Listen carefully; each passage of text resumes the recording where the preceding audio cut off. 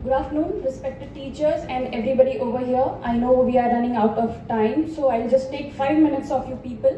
So the topic of my research is a comparative clinical evaluation of Balatil and Tiltil, Nassi Pichu and Pan in Nasana. I am Dr.Monika Mishra from the Department of Shalakyatantra, and my research is guided by Dr. Preeti Pahwa ma'am and co-guided by Dr. Amit Agrawal sir.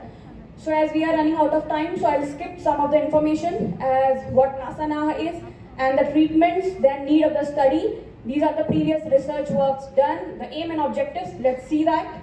It's to evaluate the effect of Balatil, Nasipichu and Pan in Nasanaha, similarly about the Tiltil, then to compare the effects of trial drug in both the groups, to study and establish a conceptual relationship between Nasana and nasal obstruction. These are the hypotheses. This is the null hypothesis, then alternate 1 and alternate 2. These were the inclusion and exclusion criteria. Then assessment criteria was based on 2 parameters, the subjective and the objective. These are the gradings provided for subjective parameters, these 6.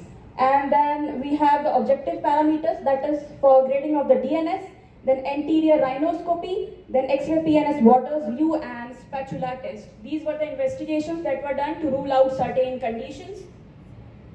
And total 40 patients were taken. The drug selected was Balatil and Tiltil.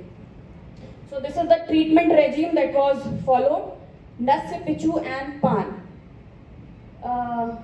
Then these were the different kind of patients that were found. Example for DNS, then turbinate hypertrophy, DNS and turbinate hypertrophy, and chronic inflammation and allergies.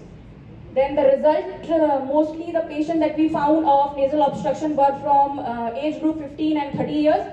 And the patients who consume Madhur Ras, they were more prone to nasal obstruction. Then effect of therapy on group A subjective parameters. These were the subjective parameters and all the results were significant. Similarly, in group B, all the results were significant for subjective parameters. Then we have objective parameters, as you can see.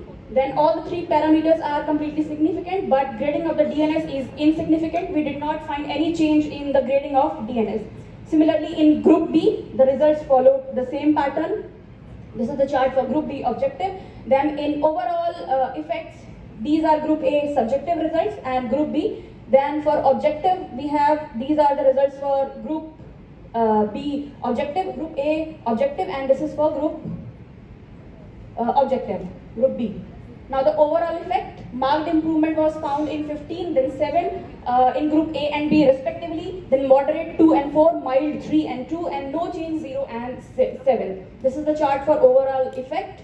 And then statistical analysis, Wilcoxon sign rank test was used to compare the 2 groups, and then Man-Whitney U test to compare between 2 groups A and B, and that was used to test the efficacy in group A and group B. Then discussion, we have probable mode of action of Nasya, then we have probable mode of action of Pichu, and then probable mode of action of Pan. These are the probable mode of action of the trial drugs.